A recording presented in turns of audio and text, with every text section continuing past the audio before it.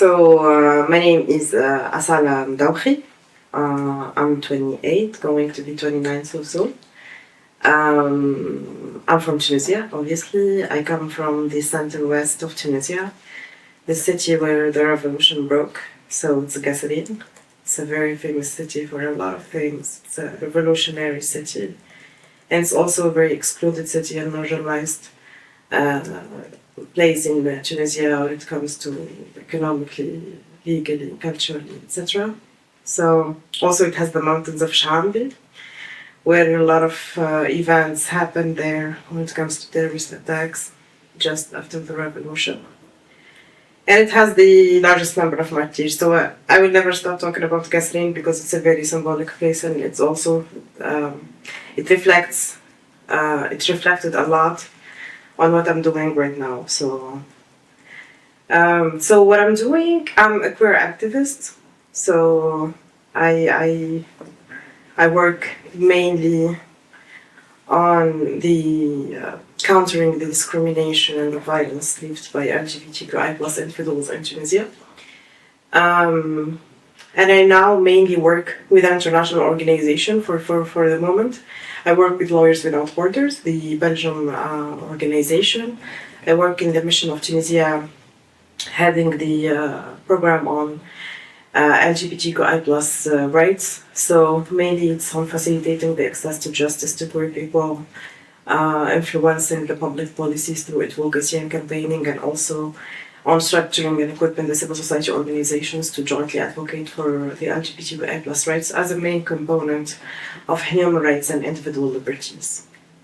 So even the media and the public opinion and everything was monitored, and the access to information was monitored. So you find ways to know what's happening, like the books, the magazines, the underground movements, the organized communities, underground, and that's where I started.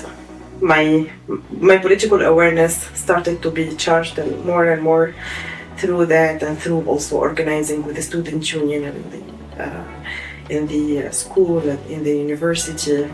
And I cannot say all of that without saying that I'm a queer person, and the fact that I'm illegal in my country also put me in the situation that I need to do something about it. So it's personal, political, cultural, everything.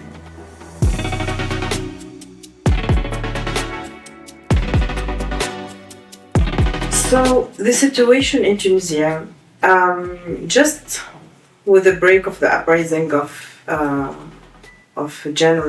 September, January 2010 and 2011, and with what came just after it, people were not used to having the freedom of expression. People are not used to talk loudly about everything. People were not used that internet is open and you can see what's happening actually in the world.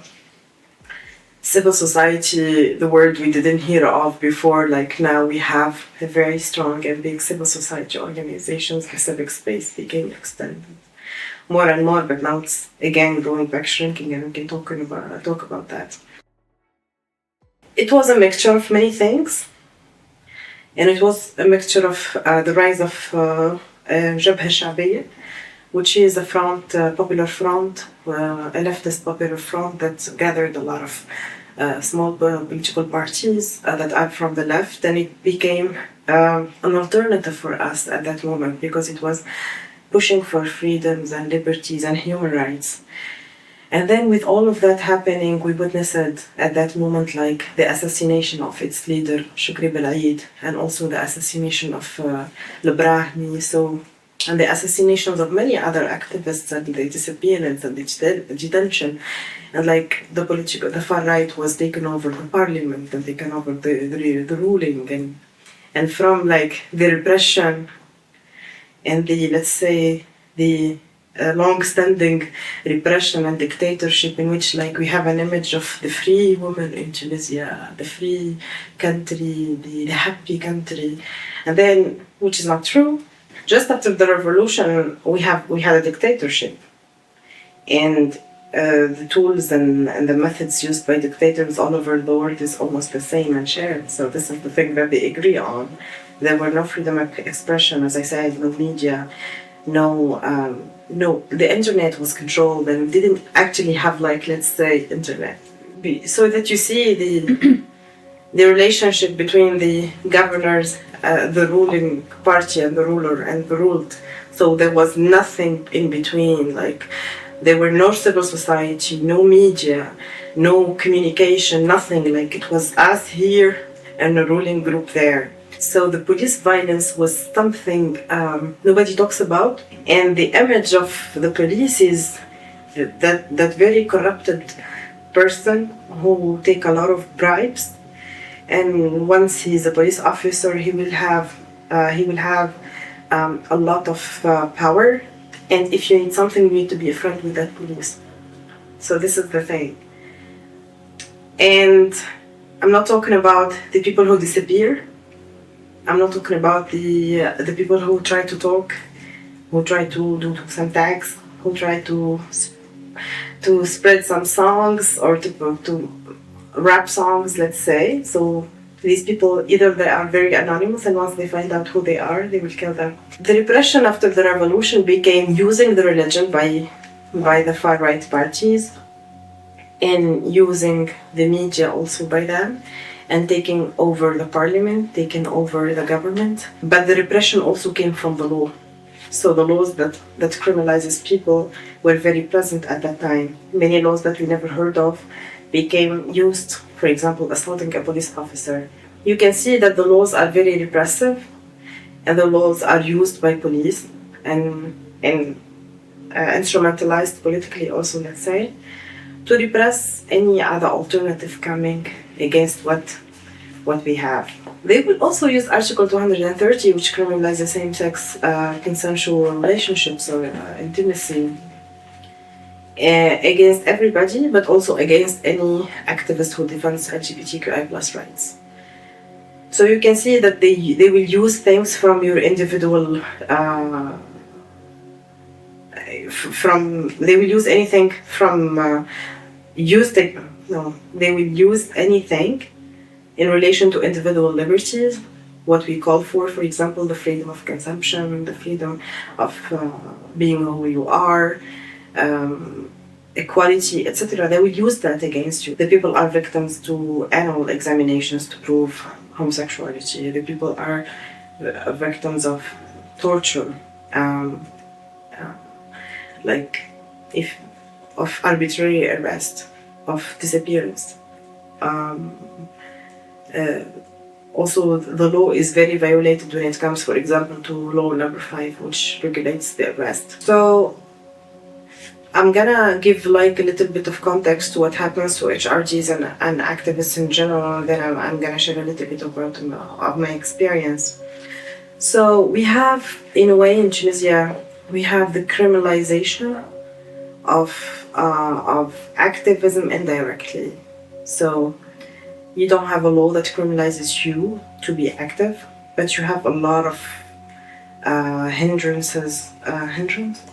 obstacles. Yeah. You have a lot of obstacles and traps who will make you criminalized in a way. So if you, as I said, if you are an activist and if you are voicing your community, or if you're trying to change the situation, if you post something online, you will have, for example, a law that will criminalize that. For example, we have this new law that was introduced after 25th of July 2021 with the coup, let's say, that was done by the president himself on changing almost the structure of the country, or say the government.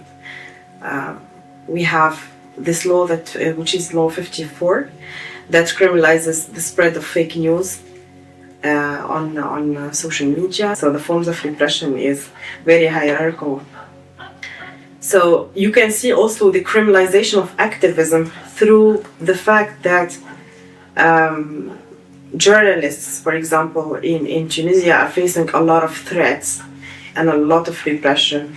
So you have the right to protest, but if you do that, we will find any way to repress you. You have the right to express yourself in the digital space, but we will repress you. There is a lot of monitoring of the digital space in Tunisia, a lot of control of social media.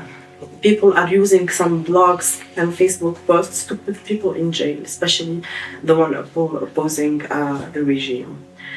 You have also, as I said, the laws that criminalizes people. For example, your situation as a migrant, if you voice yourself, you are in trouble, you will be deported. If you are an LGBTQI+ individual, you will go to jail for that. They will find any proof for that, even a condom in your car, or if they find a porn video on your laptop, and it happened on several occasions. And also, if you are a woman who's voicing herself, you will be defamed, and they will put a lot of cases on you when it comes to you as a woman. So you will be not only subject to sexism and discrimination, but, for example, I'm gonna give a brief case of a judge who was defamed to be like to zina, adultery, to commit adultery, and like, this is happening based on the profile of the person. So they will put cases on you in relation to your profile, and not talking about the hate campaigns that will happen against you. So, for example, in my case, in the past 4 years, I had once to move from one city to another. As a student, I was in the university.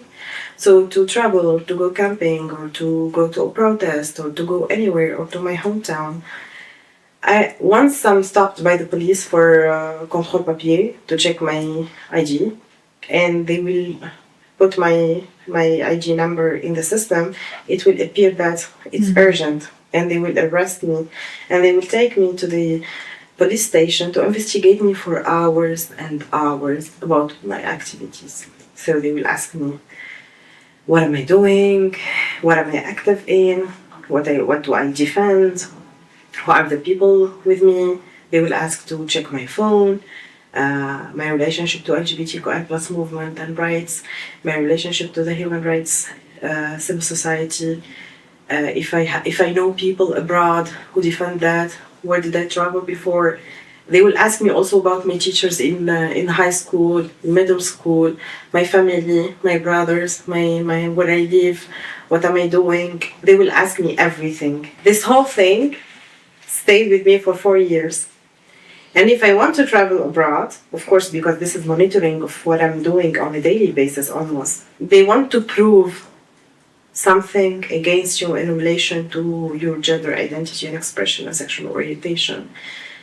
And because in Tunisia, LGBTQI+ individuals are criminalized by the law, to prove the criminalization, they need to catch you with someone, which is something that rarely happens, or they need just to find anything against you. And as I said, it's like a condom, a porn video, dating app, conversation, a photo, anything. Or just like your gender expression they don't like it. And for queer women, and also there is, as I said, the annual examination that is used by the legislative doctors with judicial order to examine the anus of people and see how big it is. Through the finger of the doctor, they will put their finger and to check, to ask, can you press, so that we see how big is it. They want to control the funds. They want to monitor the foreign funds, because they think that people are conspiring against the country, and they are using this money to help political parties and to help many other groups that can be involved into terrorism and violence, etc. They do a shooting for protesters, and they are so close. They were civilian clothes, by the way. You cannot detect who is a police officer, except the ones that we know their faces. And they will be present everywhere to take photos of us in details. In protest, you can find police officers on the top of buildings with a very, very big camera, with a very big zoom to take every detail of our faces. Have you heard of the biometric passport? And yes. and ID. So in Tunisia, there is an introduction of this new mechanism. So we will have like the SIM card, the small SIM card, with all of our facial recognition, prints, DNA, etc. And you will hold it with you anywhere. And if you don't, they can automatically know who you are through the tools that they have. We witnessed that police are taking DNA of people. They are taking the prints, the DNA, some blood from the persons, and this is something that is super scary because they are taking the data of people. As I said, the cybercrime laws that we have in Tunisia. As I said, I repeat that it's because it's a new law. We need to highlight it that it is used. The law 54. It is used it criminalizes a lot of activities in the digital space, among which the spread of fake news. And what does it mean, fake news? It's something that the government identifies on their own. And generally, this law is used against bloggers, activists, cyber activists, politicians, journalists, political opponents, people from other parties, and it's used massively against everybody. So when it comes to the control of the digital space, as I said, the social media, apart from it's already monitored by these platform owners who have no moral obligation, let's say, in securing our data, but rather they are selling it to intelligentsia, and they are helping our governments to have access to this information to be used against the people. And the people, to be honest, there isn't a lot of awareness when it comes to the digital space, and there isn't a lot of consciousness on how it manipulates the minds of the people and how activists are also surveilled and monitored and tracked into seeing some stuff from other things. And it's important to raise awareness on this. We had many leaks of conversations that were recorded or that were used against leaders and political activists, in which you can hear in details a conversation happening between two people.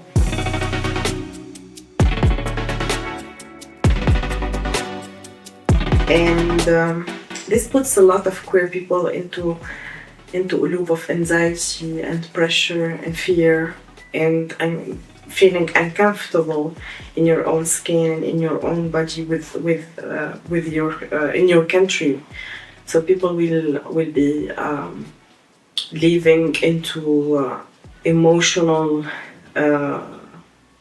People will go through a lot of mental health issues due to all of that, and people will go also through how to say it.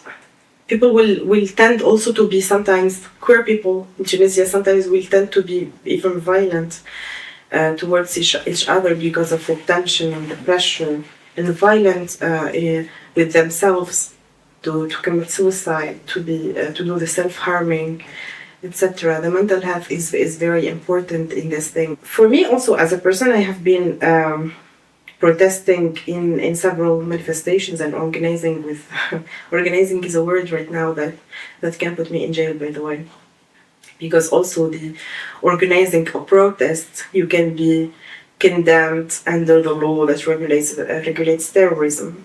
So if you are organizing with a group of people something, and this thing that is considered as affecting the order of the country, which can be a protest, you can go under investigation and you can get arrested based on the terrorist laws in Tunisia.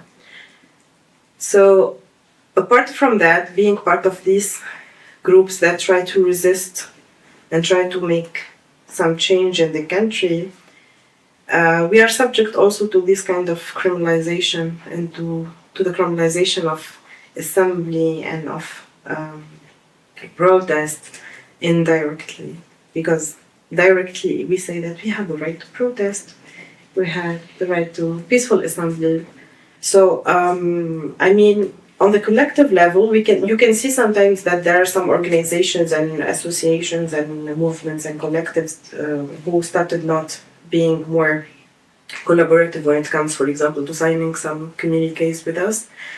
So the number of the people who used to be more active and more visible is going a little bit down. You can see that people are trying to be low key, to preserve what they're at least providing the services, for example, to victims of violence and discrimination. You can see that there are some organizations that started to disappear or to leave Tunisia, especially the international organizations.